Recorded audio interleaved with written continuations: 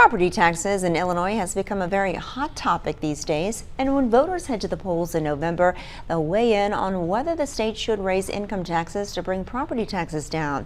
A non-binding referendum asks voters if they want to amend the Constitution to raise taxes, 3% on incomes over $1 million.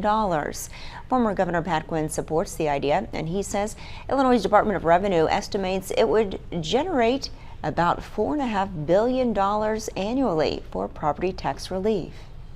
If you make more than $1 million in adjusted gross income, and if you're given a surcharge of 3%, in order to help your neighbors, 3 million households in Illinois have lower property taxes, I think that's something that the people of Illinois would want in their tax code.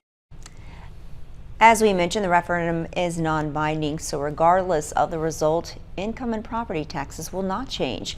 One Republican representative says that the state should prioritize spending on giving more money to local governments, allowing them to reduce their property tax burdens.